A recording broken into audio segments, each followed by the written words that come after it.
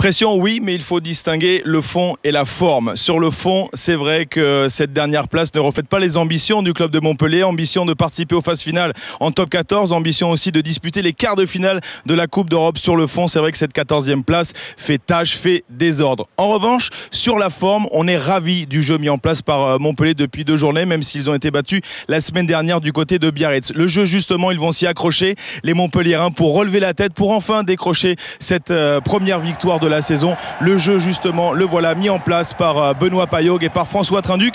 Du jeu, mais aussi du pragmatisme. Prendre les points, c'est fait sur ce premier drop après seulement 9 minutes de jeu. Ils concrétisent enfin, les Montpelliérains. Ils mènent 3-0 face à Brive. Ils jouent énormément, les Montpelliérains de Fabien Galtier. Ils sont sous pression, vous l'avez dit, il y a de la nervosité.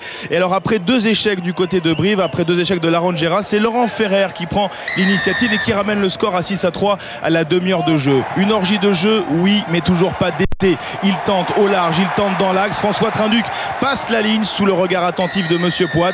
Il n'y aura pas d'essai, il y aura une position de hors-jeu. Pas d'essai, pourquoi?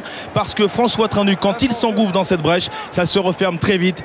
Et Radiqué, eh bien, lui pique le ballon sur la ligne d'en but. Du coup, on s'en remet à Benoît Paillaugue pour inscrire des points au pied. 9-3 après 31 minutes de jeu dans cette rencontre cadenassée où il y a beaucoup de fautes. Premier carton jaune d'une longue série pour Jvelidze, le pilier de Brive. Ils sont à 14 pour les 10 prochaines minutes. Score final, score de la mi-temps, 12-3 en faveur des Montpelliérains. Beaucoup de fautes, beaucoup d'indiscipline en bas de votre écran. Thibaut Privat. Épiné s'échange quelques coups. Du coup, carton jaune pour les 2 joueurs. Les Montpelliérains sont à 14. Les Brivistes sont pour le moment à 13. C'est le moment choisi pour cette combinaison entre Toulouse, Paillaugue et finalement Nagoussa qui va débloquer la situation. Le Fidjien, première fois titulaire cette saison, le meilleur marqueur d'essai des 2 dernières saisons de Montpellier s'illustre. Et avec la transformation, eh bien, Nagoussa et les Montpelliérains mènent 19-3. Premier essai, soulagement. Peut-être pour Fabien Galtier, soulagement temporaire parce que rien n'est fait. En revanche, du côté de Brive, eh bien, les pépins s'accumulent. Carton jaune pour Guillaume Ribes. Ils sont à nouveau en infériorité, les Brivistes, pour cette faute. Suivez Guillaume Ribes sur la gauche de votre écran. Au moment où Charles Gély va tenter d'aplatir, Guillaume Ribes va se jeter. C'est une faute sanctionnée par Romain Poit. Ils sont donc à 14 et encore une fois à 13. Cette fois, c'est Barnard qui vient d'entrer en jeu, qui récupère un carton jaune. Il regagne le bord de la touche. On ne comprend pas du côté de Brive ces fautes successives. Philippe Carbonneau, l'ensemble du staff briviste sont pour l'instant médusés devant l'indiscipline de leurs joueurs. Une indiscipline qui va peut-être se payer comptant avec une nouvelle mêlée à 5 mètres. Ils sont forts dans le secteur de la mêlée. Ils sont à 14, on vous le rappelle, les Montpelliérains contre seulement 13 brivistes. Et finalement, Romain Poit ne tremble pas. Et voilà comment, à la 58e minute de jeu, il accorde un essai de pénalité qui porte la marque à 26-3. Des ambitions, du jeu, des espaces, des jambes, illustrés ici par la percée de Toutavaké, repositionné à l'aile après la sortie de Floch blessé. Derrière lui, on peut jouer côté fermé avec la passe au cordeau et le coup de sifflet de Romain Poit avant que Benoît Sicard aplatisse. Coup de sifflet, pourquoi? On va faire appel à la vidéo pour savoir s'il y a oui ou non en avant.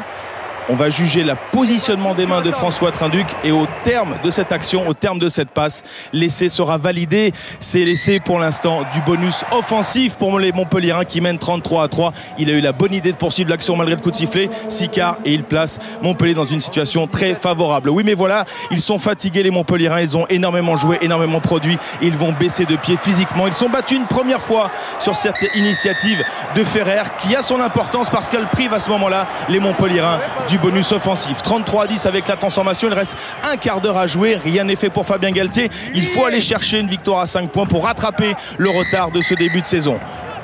Le sort du match va basculer sur cette mêlée. Commandement anticipé de la part de Fama Souli et finalement les Montpelliérains sont à leur tour réduits à 14. C'est le moment choisi par les brivistes pour insister à leur tour devant. Un ballon porté, bien orchestré et bien terminé, bien conclu par Assiejvili. Voilà comment les brivistes menacent de plus en plus à 7 minutes de la fin les Montpelliérains. 33-17. Le bonus offensif de Montpellier n'existe plus. Il ne va même plus exister dans les toutes dernières minutes. Ils sont complètement absents les Montpelliérains. Ils ont lâché physiquement, ils ont lâché stratégiquement. Ils vont même encaisser un 3e essai signé ici en solitaire par Gaëtan Germain et s'est transformé 33-24. Le score ne bougera plus, ils échouent au pied du bonus défensif. Les brivistes en revanche, première victoire amère pour Fulgence Ouedraogo. Ils sont restés de longues minutes dans leur vestiaire, les hommes du président Moed Altrad. ça ressemblait plutôt à une défaite.